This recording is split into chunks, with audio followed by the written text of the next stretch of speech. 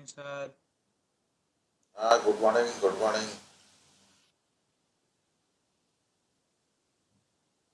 ये थोड़ा सा मेरे लैपटॉप में दिक्कत आ रहा है।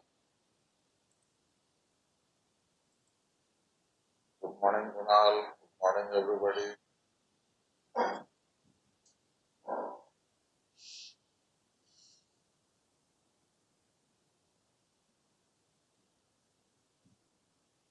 गुड मॉर्निंग अग्री,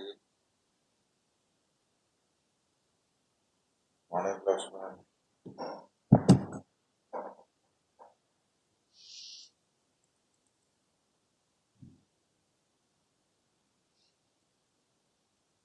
ये पावर पॉइंट अभी शेयर क्यों दिख रहा है ना?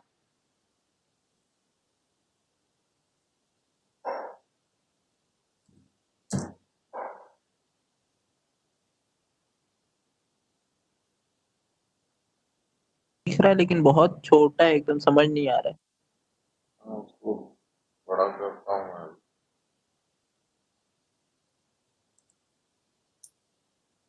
एक्चुअल में क्या मेरे सिस्टम में रूम तो का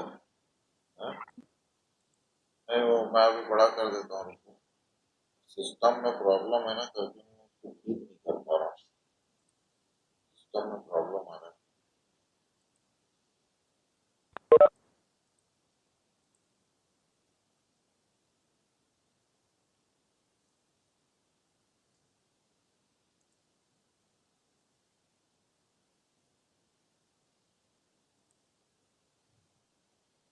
अभी ये दिखा ठीक? अभी क्लियर दिख रहा है?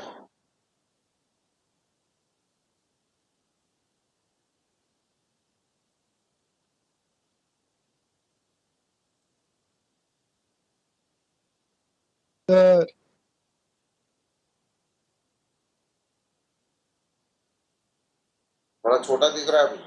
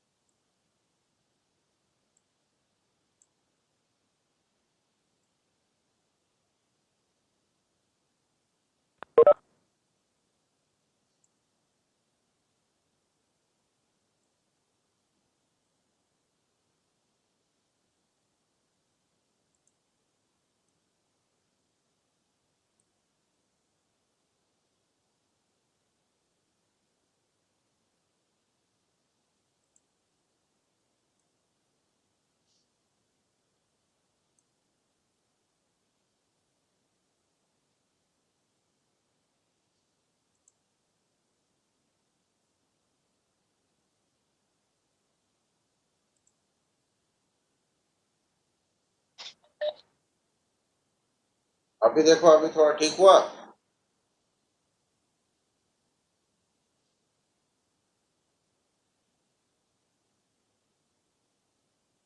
सर या अभी भी छोटा दिख रहा है?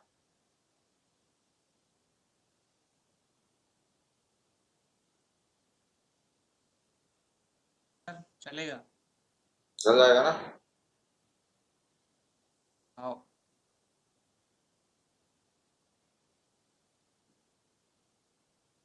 चलो, इसमें इतना छोटा दिख रहा है, लेकिन इसमें इतना पढ़ के तुमको याद रखने का जरूरत नहीं है। ये केवल एक फॉर्मूला है ना? मैं फॉर्मूला लिखूंगा ना, तो उसको नोट कर लेना बस, है ना? बाकी मैं पढ़ के आपको बता दे रहा हूँ, इतना ये सब लिखने की जरूरत नहीं है। बस ये एक बार देखना है ना, कि ये होता क्या है। ठीक है?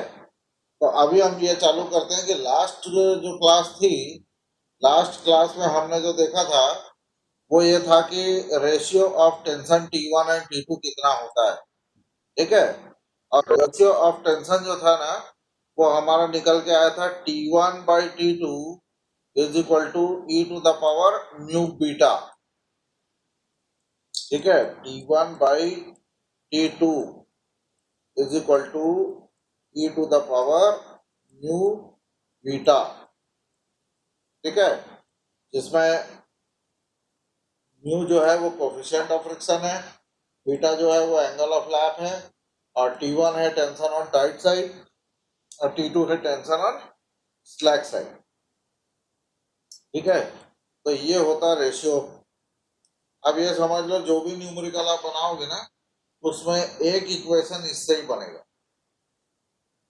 ठीक है, एक इक्वेशन T1 और T2 अननोन रहेगा तो उसमें एक इक्वेशन जो है इसी से बन के आएगा। ठीक, अब इसके बाद अब नया हम ये देखते हैं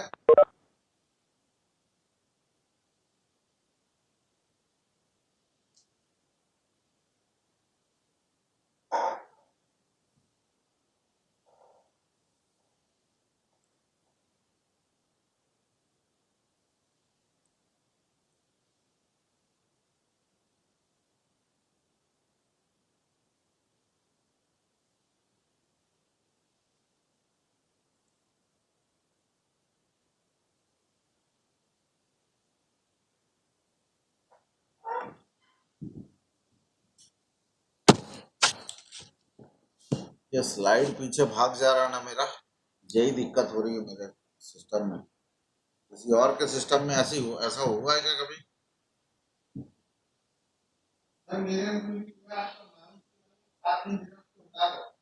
है? नहीं, माउस हटा के देख लिया मैं और टच पैड भी हटा के देख लिया, है ना। और ये माउस तो ऑप्टिकल माउस है, रोलर माउस तो है नहीं है, तो नहीं बिना माउस के भी वैसे ही भाग रहा है ना, बिना माउस के भी भाग रहा है। ये क्या पूरी स्लाइड पीछे भाग हो जा रहा है रही सर बिना है? यस सर मेरे साथ भी हो रहा है सर मेरे लैपटॉप पे भी ऐसे ही होता है ऐसे ही होता है, क्या कारण है आओ ऐसा? क्या कारण है? पता मैं भी सोचा कोई बटन वटन दब रहा है पर कुछ नहीं दब रहा सर अपने आप नीचे भग जाता है वो हाँ, ये कर्सर जो है ना ये तुम्हारा नीचे चला जा रहा है, मेरा ऊपर चला जा रहा है ना, ऑटोमेटिकली ऊपर भाग रहा है। ये एकदम अभी देखे नहीं स्लाइड मेरा कैसे ऑटोमेटिक तेजी से, है ना, अभी देखे ना स्लाइड कैसे तेजी से ऊपर चला गया, है ना। चलो खैर, अभी ये एक स्लाइड खुला हुआ है ना। जब तक अपना अभी मैं अभी ठीक किया इसको खोल खाल के, उसके बाद भी वैसे ही थोड़ा देर तक ठीक था, है ना। चलो, इसी वजह से स्लाइड में ठीक से प्रॉपरली बन नहीं पाई मेरे से आज, है ना, जल्दबाजी में नहीं, ये छोटा छोटा हो गया। चलो देखते हैं सेंट्रीफ्यूगल टेंशन क्या होता है। दिख रहा है ना, ये अभी दिख रहा है सभी को, काम चलाने लायक दिख रहा है।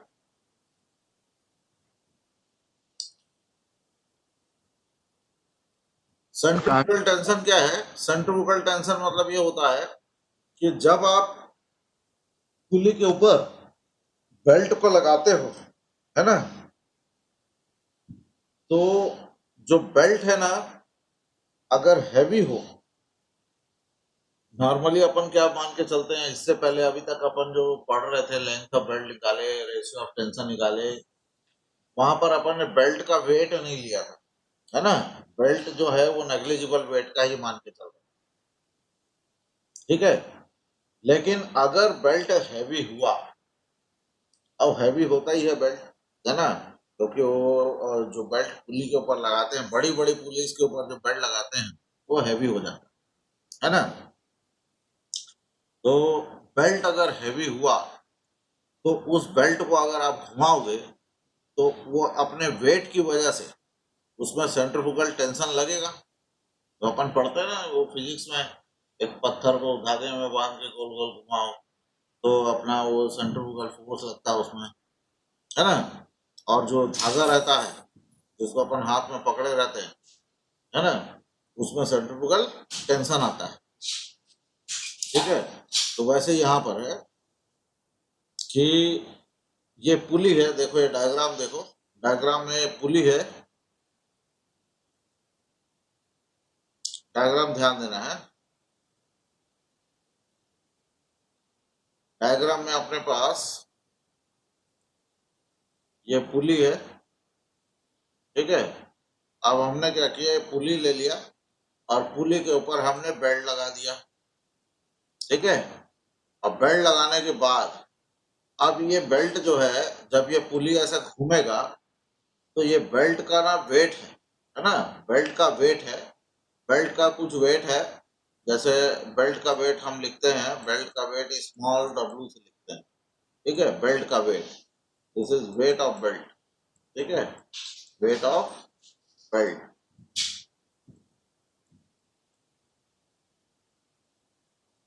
ठीक है। अब क्या होता है, बेल्ट का वेट जो है वो पुली के ऊपर लग रहा है, अब पुली को हम घुमा रहे हैं तो ये जो है ना ये बाहर फेंकाता है, ठीक है। बेल्ट जो है, बेल्ट अपने वेट की वजह से, बेल्ट बेल्ट ट्राइज टू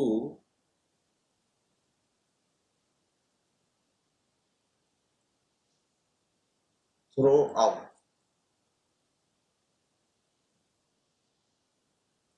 बात समझ में आया मैं क्या कह रहा हूं? अभी ये बात क्लियर है? एनालिसिस तो बाद में करेंगे, लेकिन हो क्या रहा है वो समझना जरूरी है। हमने एक पुली ले लिया, उसके ऊपर बेल्ट चढ़ा दिया, बेल्ट है भारी, ठीक है।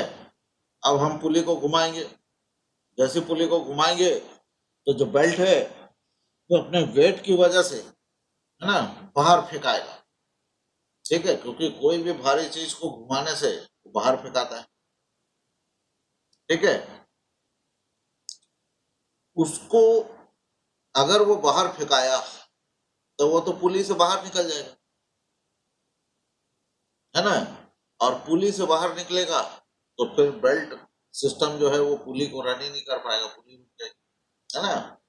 तो अब क्या किया जाए जिससे कि बेल्ट बाहर ना फेंकाए, ठीक है। जो बेल्ट है वो अपने वेट की वजह से बाहर ना जाने पाए, ठीक। तो उसके लिए क्या करना है वही आपको यहाँ पर समझना है, ठीक है। तो क्या करना पड़ेगा, देखो, बेल्ट जा रहा है बाहर, ठीक है, बेल्ट जा रहा है बाहर। अगर आप इसको अंदर की तरफ खींच के रख सकते हो तो काम बन जाएगा, ठीक है। बेल्ट जो है, belt tries to go out, ठीक है, belt tries to go out, ठीक है, belt tries to go out, ठीक है। अपने को इसको अंदर खींच के रखना है, ठीक है। तो we need to keep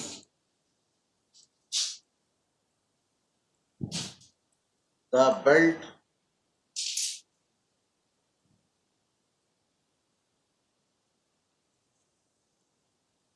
in, ठीक है। हमको क्या करना है, बेल्ट को अंदर की तरफ खींच के रखना है, ठीक है। अब बेल्ट को अंदर की तरफ आप एक एक जगह पकड़ के तो खींच नहीं सकते, है ना, बेल्ट का दो कोना होता है, ठीक। तो बेल्ट को उसके दोनों कोने से पकड़ के अंदर की तरफ खींच के रखना होगा, ठीक है। तो अब आप ये देख लो, दो फोर्स है ना, ये दो फोर्स है, ये आपको दो फोर्स दिख रहा है यहाँ पर।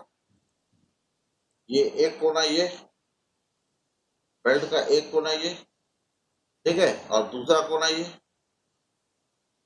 तो आप क्या करोगे, दोनों कोने से, बेल्ट के दोनों कोने से इसको पकड़ लो, ठीक है।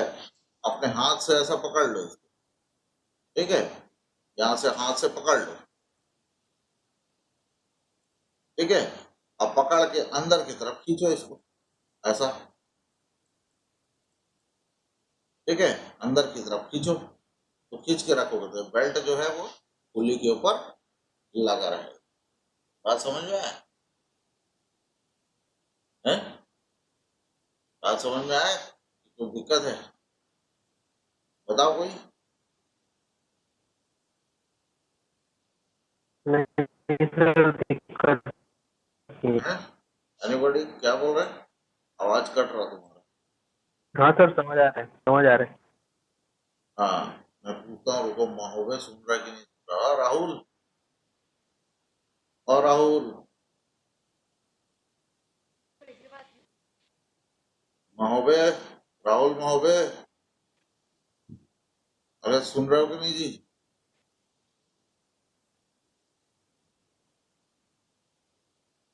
कुछ बोल रहा है, आवाज नहीं आ रहा बस उसका।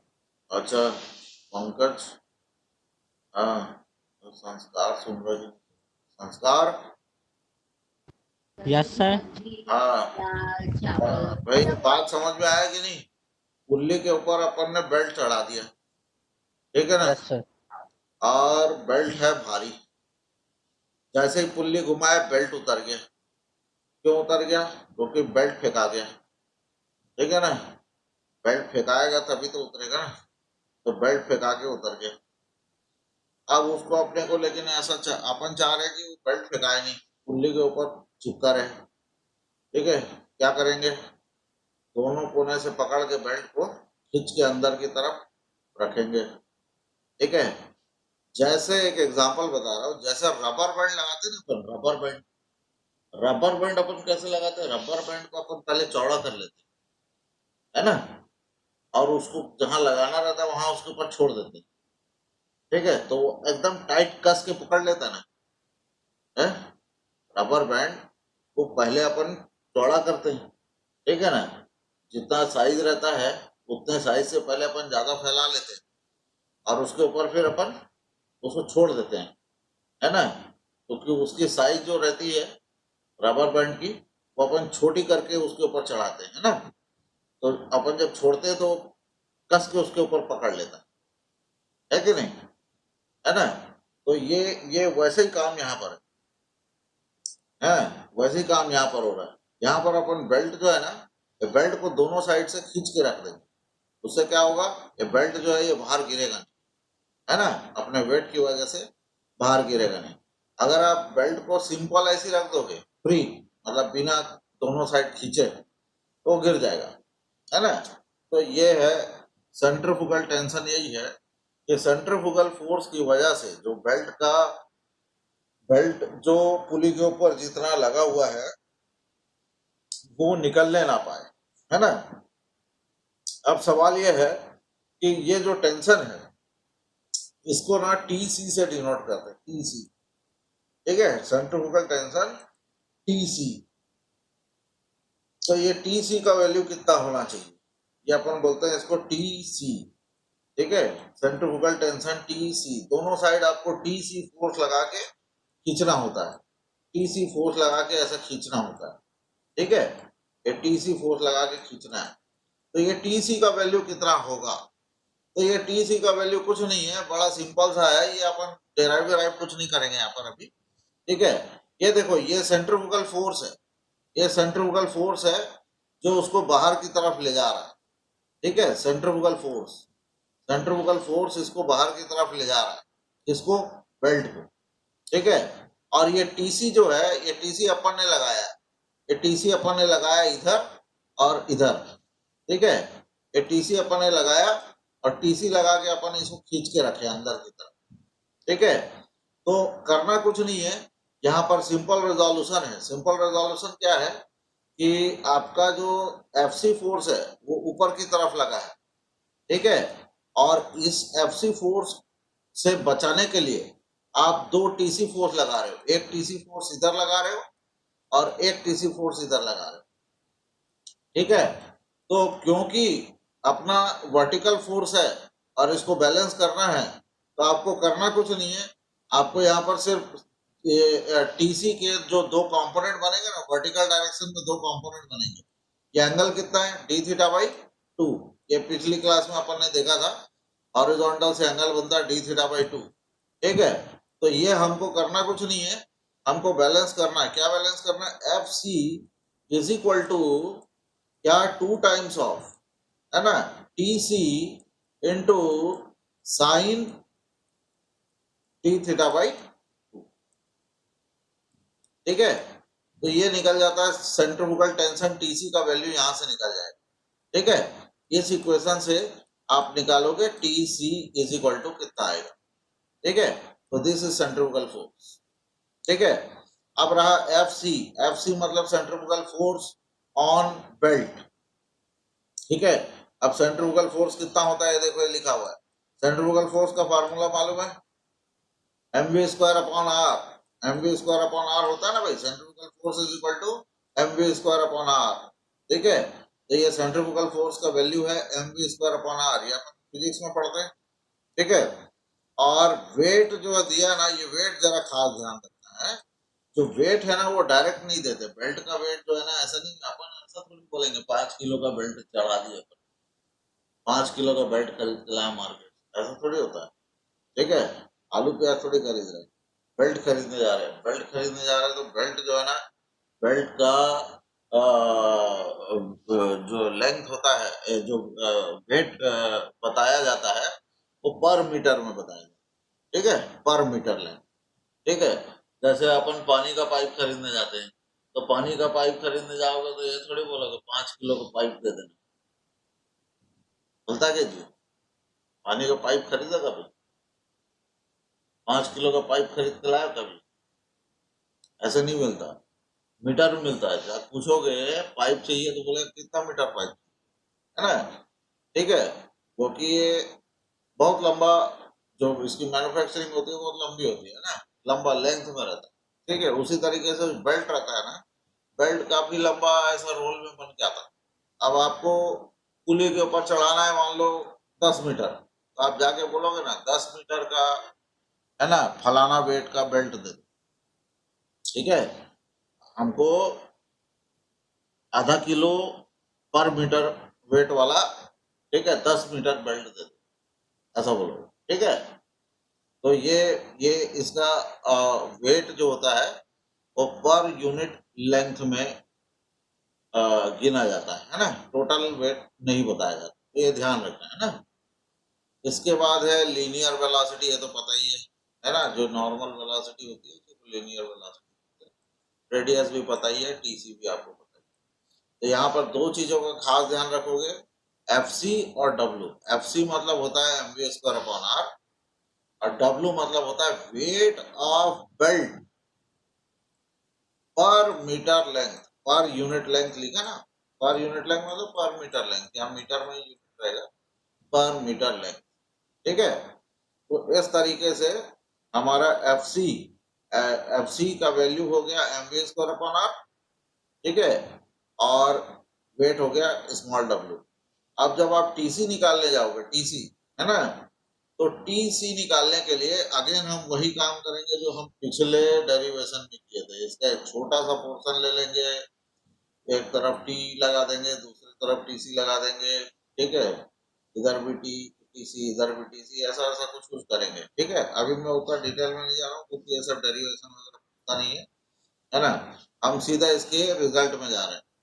ठीक, मैं आपको एक बेसिक बता दिया, इस तरीके से आप इसको निकाल सकते हैं। बस इसमें कुछ नहीं है, इक्विलिब्रियम लगाना है, डायग्राम बनाया, ये F C is balanced by T C. ठीक है, और टी सी एक साइड नहीं लगता, टी सी दोनों साइड लगता है, और दोनों साइड लगता है तो इंक्लाइन लगता है। फिर अपन इसको वाई डायरेक्शन में रिजॉल्व करके इक्विलिब्रियम इक्वेशन लगाते हैं, sigma F Y equal to 0। ठीक है, तो फाइनली आपको इसका रिजल्ट क्या मिलता है, जिसको आपको याद रखना है।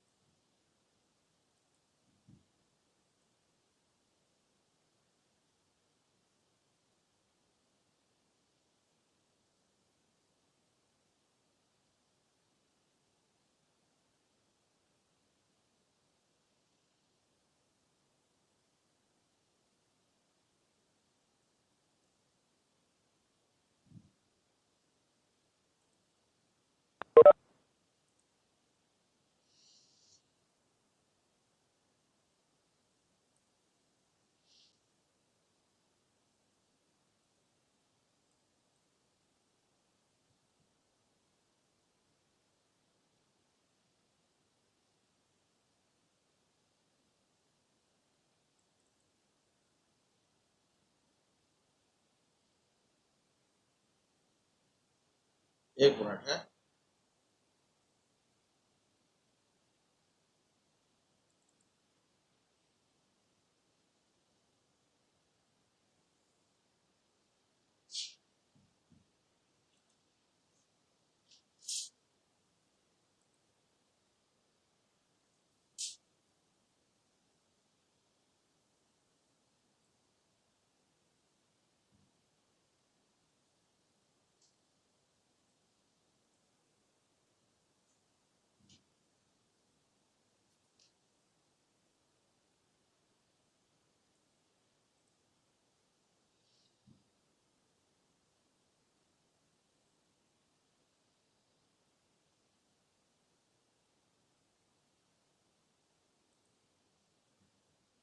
चलो, ये थोड़ा सा कट गया है ना, ये यहाँ पर ये थोड़ा सा कट गया है इसका आंसर मैं बता रहा हूँ, आपको लिख लो।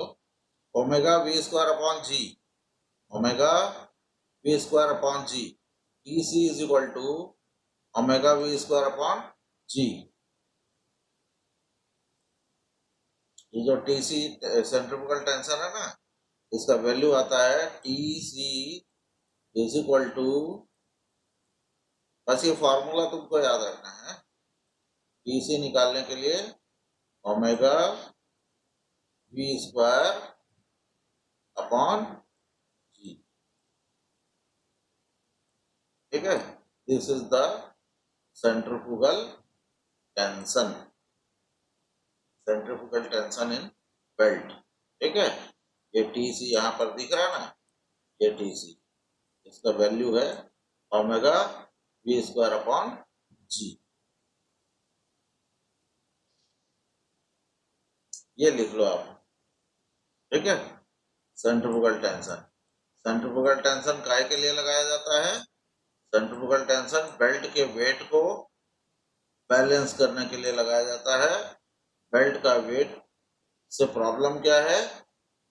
जब बेल्ट का वेट ज्यादा होगा तो belt will try to throw out of the pulley, ठीक है। ये लिख लेना टीसी, और यहाँ पर एक चीज खास लिखना है ना, खास लिखना कि ये टीसी कब लेते हैं। टीसी हर समय नहीं लेते जी, है ना। TC is to be taken in problem when weight of belt is given, ठीक है। जब बेल्ट का वेट नहीं देगा, जब बेल्ट का वेट नहीं देगा उस समय हमको टीसी नहीं लेना है।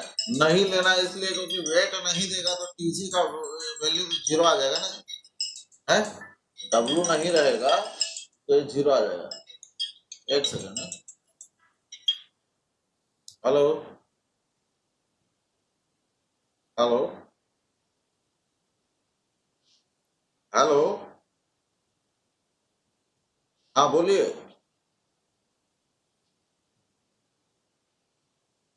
हाँ सर, आवाज आ रहा है ना सर? हाँ, अरे वो फोन बात है ना। आ रहा है सर, आवाज आ रहा है आपका? हाँ ठीक है। सर फोन में है क्या? हाँ वो कोई कॉल आ गया, कॉल, चलो ठीक है। ये नोट कर लिए ना, टीसी आपको कब कंसिडर करना है? जब wait of belt is given. एक सेकंड,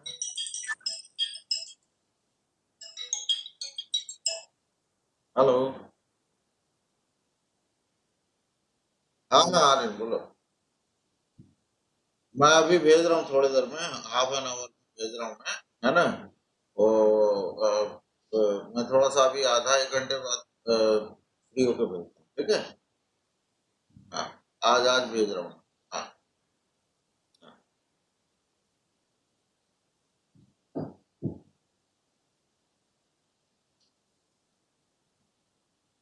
हेलो, हाँ ठीक है। तो ये आपके आपके काम का ना, इसमें सिर्फ केवल यही पॉइंट है कि टीसी को कब लेना है? जब बेल्ट का वेट दिया हो, और टीसी होता कितना है? डब्ल्यू वी स्क्वायर अपॉन जी, ठीक है। बस खत्म, इससे ज्यादा कुछ याद नहीं रखना है। बाकी टीसी क्या है, क्यों है ना, कैसे जनरेट हुआ, वो सब मैं आपको अभी इतना देर तक समझा रहा था, ठीक है। तो न्यूमेरिकल बनाने के लिए हमको सिर्फ फॉर्मूला की जरूरत है, उसके अलावा कोई जरूरत नहीं। अब अपन आगे बढ़ते हैं, आगे बढ़े रेशियो ऑफ टेंशन, फिर हम आगे रेशियो ऑफ टेंशन में, है ना। अब ये रेशियो ऑफ टेंशन जो है ना, ये थोड़ा सा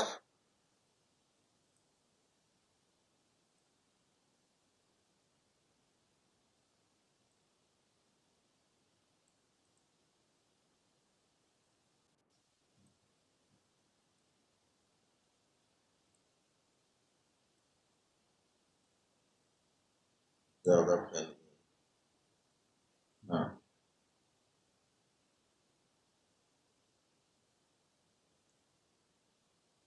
ठीक। अब ये जो मैं नेक्स्ट स्लाइड में आपको बताने जा रहा हूँ, ये ये भी ज्यादा कोई विशेष नहीं है, इसमें भी याद रखने में आपको ज्यादा कोई दिक्कत नहीं होगा, है ना। इसमें क्या है,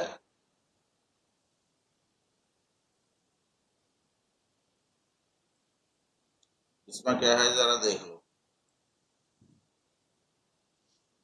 ये है ratio of tension in V belt and rope. ठीक है, ये ऊपर टॉपिक पर ध्यान दो, ratio of tension in V belt and rope है। तो ये वी बेल्ट और रोप जो है ना, इसका भी कोई डेरिवेशन वगैरह नहीं आता एग्जाम में, है, लेकिन इसके न्यूमेरिकल अगर आएंगे तो आपको ध्यान देना है, और ये किस तरीके से फिट है ये थोड़ा सा समझने की चीज। ये देखो ये क्या होता है, एक पुल्ली ना इस तरीके की होती है, ये क्या बोलेंगे, ऐसा है।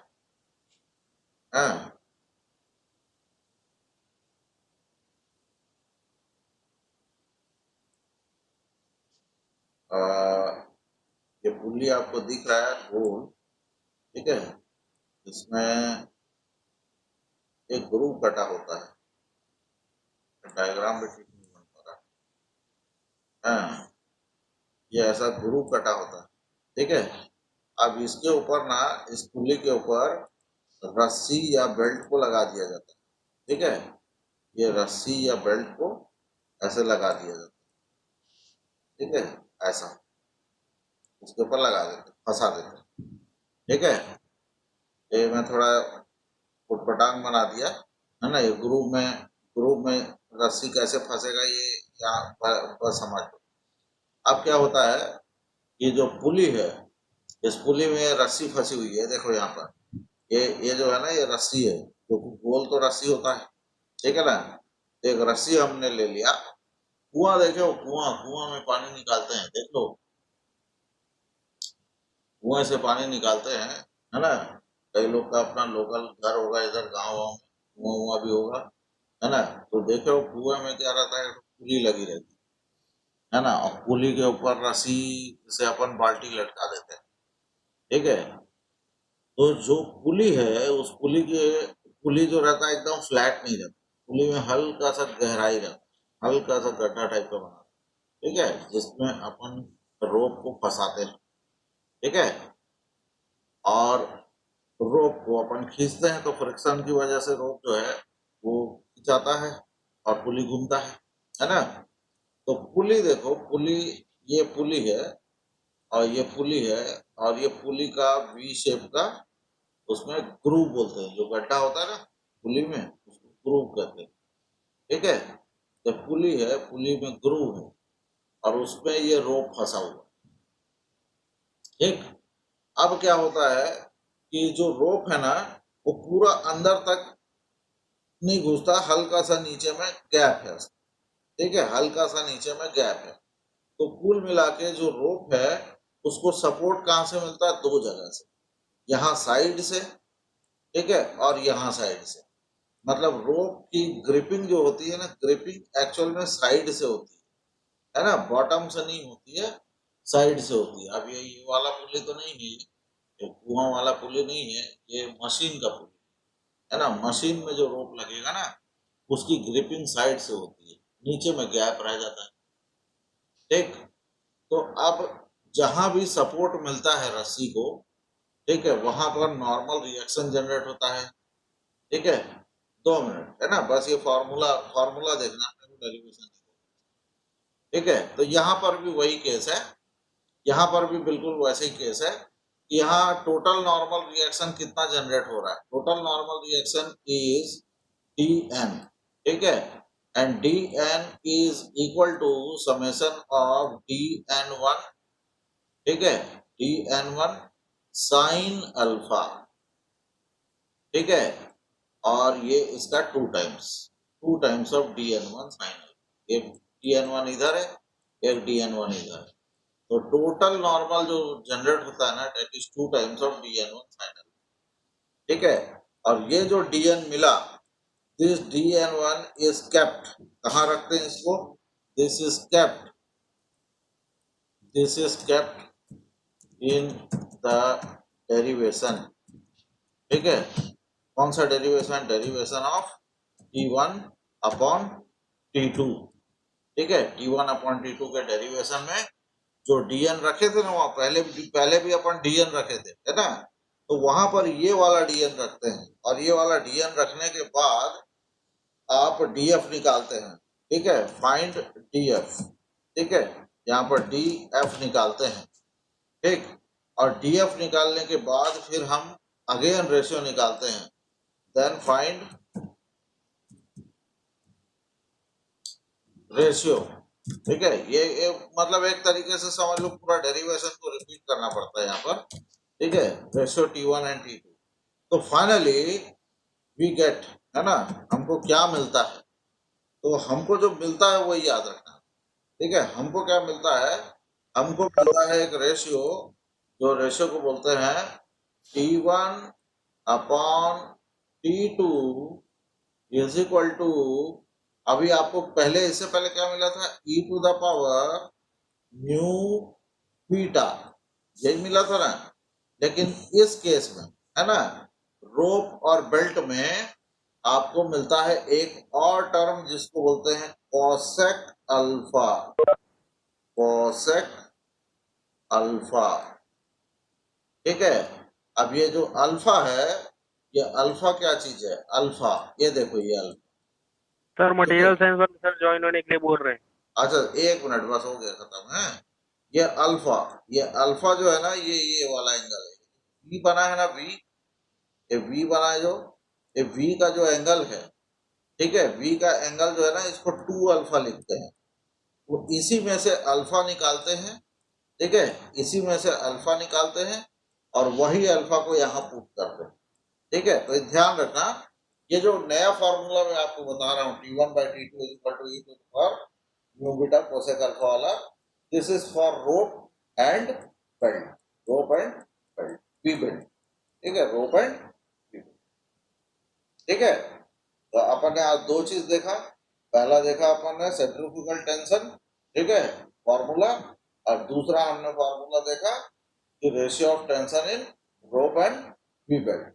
अब नेक्स्ट क्लास में हम लास्ट थ्योरी इसकी देखेंगे, पावर ऑफ बेल्ट ड्राइव, उसके बाद न्यूमेरिकल बना, ठीक है। ये स्लाइड को ना मैं थोड़ा ठीक करके तुम लोग को पीडीएफ भेजता हूँ इसका, ठीक है, ये थोड़ा सा बहुत बारीक हो गया, ठीक है। तो आज ठीक है, आज की क्लास अभी यहीं रहने देते हैं, है ना, अभी तुम लोग दूसरी क्लास ज्वाइन कर लो, ठीक है।